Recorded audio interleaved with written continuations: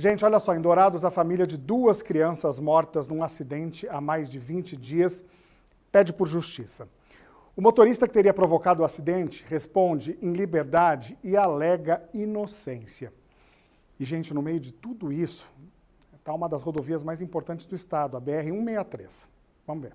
A família de Diego Valdir Gomes Miranda, de 6 anos, e Carlos Riquelme Gomes de Freitas, de 9, convive com a dor. Os irmãos morreram depois de um acidente na BR-163 entre Dourados e Carapó, no dia 2 deste mês de março, quando a Kombi onde estavam e era conduzida pelo pai dos meninos foi atingida por essa caminhonete.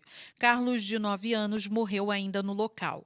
Já Diego morreu 5 dias depois de ficar internado no Hospital Universitário de Dourados. O advogado que representa a família diz que não houve nenhuma assistência a eles. Não houve nenhum contato para, por exemplo, auxiliar que fosse feito o sepultamento das crianças. Só muito depois, vários dias depois, que houve um contato dizendo-se que, eu digo pelo causador do acidente, que haveria um seguro, que poderia ser pago, mas até agora nada de efetivo ou concreto aconteceu. O fato é que eles contaram com auxílio de familiares para poder pagar o sepultamento do primeiro filho, e no segundo filho eles precisaram fazer uma vaquinha na internet para recolher valores para poder fazer o sepultamento. O motorista de 35 anos, suspeito de provocar o acidente, segue respondendo em liberdade por homicídio culposo no trânsito, quando não há a intenção de matar. O despacho de indiciamento dele foi constituído no dia 19 deste mês de março. A equipe de investigação aqui do primeiro Distrito Policial aguarda a conclusão do laudo de perícia no local do acidente, do laudo necroscópico do corpo das vítimas e ainda do laudo de vistoria dos dois veículos. No acidente, o pai, a mãe e uma irmã dos meninos também estavam na Kombi, foram socorridos e não tiveram ferimentos graves. O motorista da caminhonete é uma pessoa com deficiência, não tem um dos braços. Ele levou 22 pontos na cabeça. A defesa da família questiona se o carro era adaptado e aponta que o condutor deve responder por homicídio doloso, pois teria assumido o risco de matar. Uma pessoa dirigindo, ao que se sabe, em alta velocidade. Uma pessoa que se negou a fazer o bafômetro. Uma pessoa que tentou ultrapassar 3 veículos de uma vez só, de testemunhas do fato, atestando que a velocidade era entre 150 e 200 km por hora. Uma pessoa que, ao que se sabe, dirigia um carro não adaptado, já que ela não tinha condição, não tem o braço direito, ora, ela assumiu esse risco. O advogado diz ainda que a concessionária responsável pela BR-163 teria responsabilidade compartilhada. A BR-163 tem 845 quilômetros sob concessão desde 2014 e está previsto para maio um novo leilão que pode ou não manter a atual responsável pela gestão. A rodovia federal se tornou um desafio para a fiscalização, muito pela imprudência crescente dos condutores, como explica o chefe de operações da Delegacia da Polícia Rodoviária Federal em Dourados. A BR-163 tem trechos em que a velocidade regulamentar para veículos de carga, veículos mais pesados, é 80 km por hora e para os veículos leves até 100. Então, nas fiscalizações de excesso de velocidade, nós constatamos um excesso muitas vezes acima de 50%. E que isso vai colocando em risco não só o próprio veículo, como também todos os usuários da rodovia, e os sinistros acabam sendo bem mais graves com esse excesso de velocidade. De janeiro até o dia 3 de março deste ano, já foram 9 mortes na 163, incluindo a dos 2 irmãos. Segundo a PRF, a fiscalização foi intensificada em vários pontos, mas a proximidade com a área urbana também é um fator de peso na crescente no número de acidentes. Pelo desenvolvimento natural das cidades, acaba que o fluxo de veículo aumenta. E com esse aumento da cidade, o trecho urbano acaba recebendo uma grande diferença de veículos, automóveis, motocicletas, bicicletas, pedestres e os veículos de carga e os veículos de passageiro. Então, nesse trecho, requer dobrar a atenção e o respeito a cada um dos usuários da rodovia para que não ocorra esse tipo de sinistro. Para o vice-presidente da Comissão de Trânsito da OAB em Dourados, a legislação de trânsito é punitiva, mas há uma demora na conclusão dos casos. Ela é punitiva, adequada à nossa sociedade, ela sofre constantes atualizações e é mais rigorosa que o próprio Código Penal. No entanto, o que a sociedade quer é uma maior celeridade na aplicação da lei. As autoridades, têm que incentivar a educação para o trânsito, têm que incentivar o cumprimento da lei de trânsito. É só cumprir a lei que as coisas funcionam.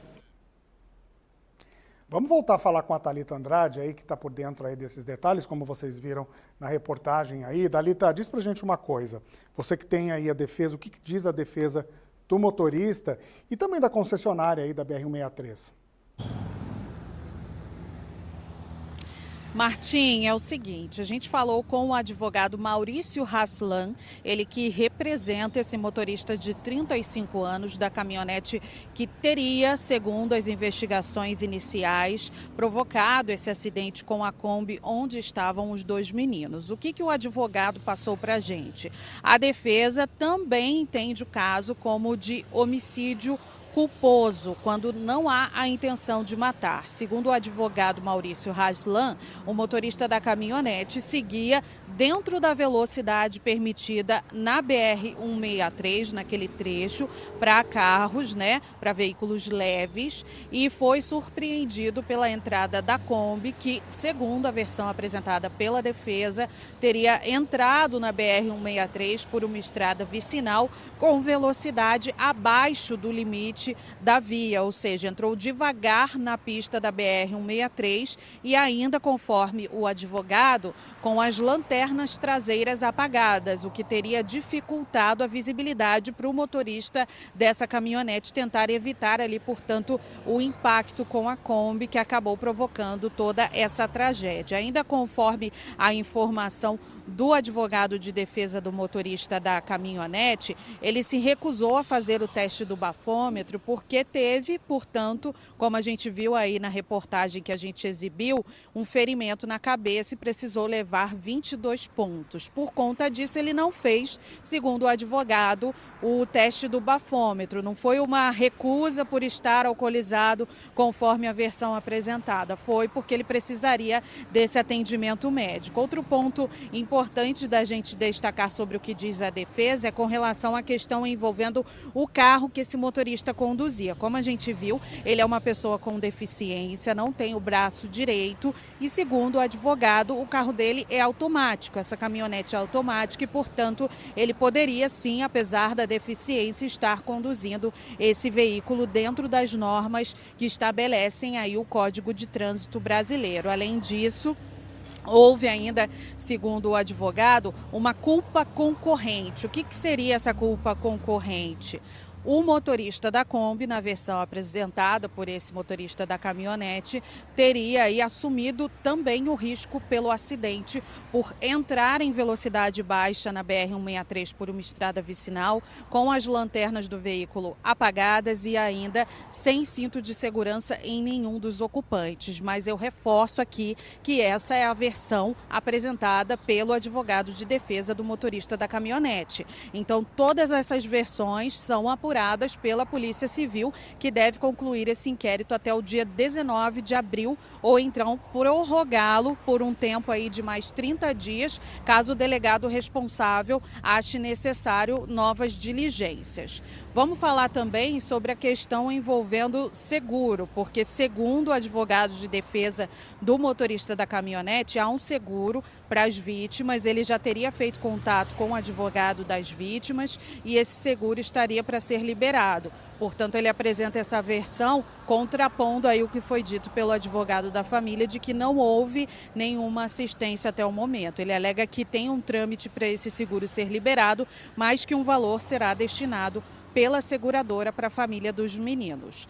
Ainda sobre esse caso, que é um caso que envolve vários tipos de responsabilidades que estão sendo apuradas pela polícia, a CCR, ela também se posicionou sobre o que tudo aconteceu, já que a família aponta que houve uma demora no atendimento da concessionária para envio de ambulância e de carros até o local do acidente, e a defesa do motorista da caminhonete também acredita que há uma responsabilidade da CCR por falta de iluminação, por exemplo, naquele trecho ali da BR-163. A assessoria da CCR se posicionou por meio de nota, dizendo que no dia 6 desse mês de março, firmou um compromisso junto com a PRF para poder reforçar a fiscalização já existente no trecho do quilômetro 251, próximo ao acesso de Sitiocas ali pela BR-163. Entre as medidas já teriam sido implantados ali no local a melhoria dos acessos com a colocação de fresado, instalação de novas placas de sinalização e aplicação também de linhas de estímulo de redução de velocidade. Isso no acesso a Sitiocas, que é um problema também muito questionado pela população que mora ali naquela região e que inclusive a gente mostrou aqui já em reportagem no MS1. Já com relação ao trecho do quilômetro 249, onde infelizmente houve esse acidente com a morte dessas duas crianças, a CCR aponta nessa nota que houve aí um atendimento necessário prestado pela concessionária para a família e também para as vítimas envolvidas nesse acidente, com o envio, por exemplo, de uma ambulância que chegou em menos de 20 minutos no primeiro contato e também envio de outros veículos para prestar assistência ali naquele ponto. Além disso, em longo prazo, a CCR diz que vai fazer intervenções ali para trazer mais melhorias para o trânsito de quem passa naquele local e mais segurança com sinalizações e também iluminação. Para fechar, viu, Martim, a CCR ela tem um contrato de concessão da BR-163, contrato esse que se encerra no mês de maio, no dia 22, quando será aí aberto um novo leilão da rodovia para definir se a CCR se mantém ou não como a concessionária responsável por ali. Importante a gente falar que a gente vai seguir acompanhando esse caso e a conclusão do inquérito sobre a morte desses meninos aí na BR-163 e, claro, novamente aqui os nossos sentimentos à família dessas duas vítimas. Eu volto contigo. É isso mesmo, nossos sentimentos. Obrigado pelas informações completíssimas, como sempre, Thalita.